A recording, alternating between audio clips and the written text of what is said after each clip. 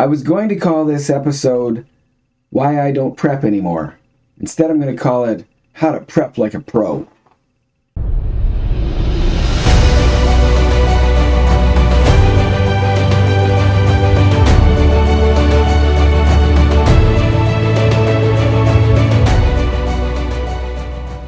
So let's go back to 1980.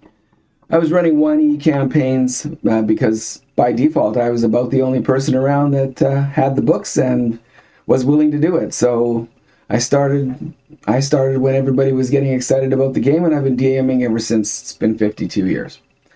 One of the things that I used to do a lot of is prep.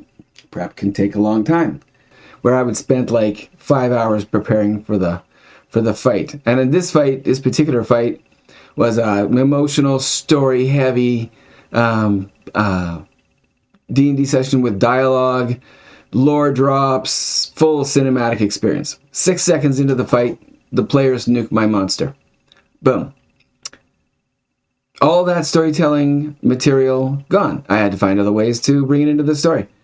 I had a great party, and I was looking forward to this dragon that I had created, which had all kinds of legends and lore going on, and it had story, it had a name, it had a history. I think I spent about 5 hours preparing for this dragon. So we get to the fight, the night of the fight, the big boss fight, and 6 seconds, one round, it's over. I have Karnak the Magnificent in my group, party's only magic user. I had given him a custom weapon I made up on the spot during some game called the Fork of Death. I wanted to reward him with a cool piece of kit, and that one came to mind. And I made it up. And one of the things that was basically imbued into the magic was a power word kill. So once a day, he could just stab something with it and say kill, and it would die. Runs around the back where there's in 1E, and I think it was maybe only in my games. Can't remember if that's a rules as written or not. I'll have to look that one up. But I gave +4 everyone +4 backstabbing attack. If you got around behind someone, you didn't have to be a thief. You could backstab and it would be at +4 because they can't see it coming. So Karnak ran around the back while everyone else was attacking in the front, stuck the dragon in the tail with the Fork of Death, and said die. That was the end of that. He rolled a natural 20 too, by the way. He did have to roll to hit. But he did hit a natural 20, and so I could hardly go back on my word. And so the dragon dies. I'm like, what the heck just happened? And the rest of the night, I had to wing it because that was that battle and the conversation that was supposed to happen somewhere in the middle of it with the dragon didn't happen. So all my prep went out the window, and thankfully I can pivot, which is what you should do too. Pivot.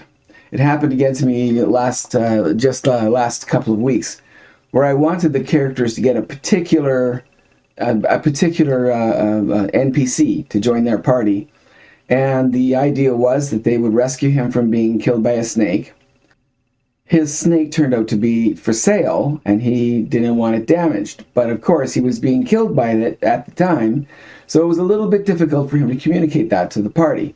So they killed the snake, freed the merchant, and then he was supposed to be grateful and would help them out, but he had lost his snake, and so he had no more reason to go where he was going, so he would accompany the party, and he was going to be quite helpful.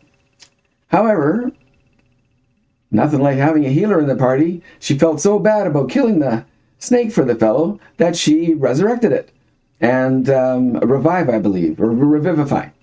And so the snake, now very happy, very full health and everything else, and the merchant was grateful, paid them with 100 gold pieces worth of diamond, which is the cost of the spell.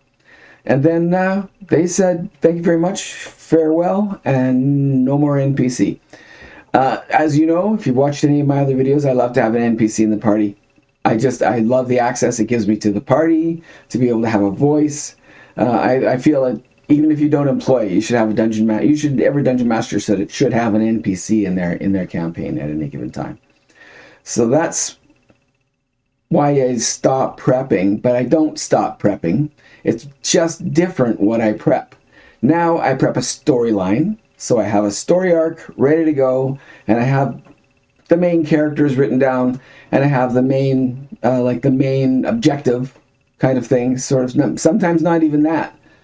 And then I just let the story, and the characters take the oars and steer it down a stream of imagination, and they come out at the other end with a beautiful piece of art, a beautiful story that was written collaboratively, and not my story, but our story.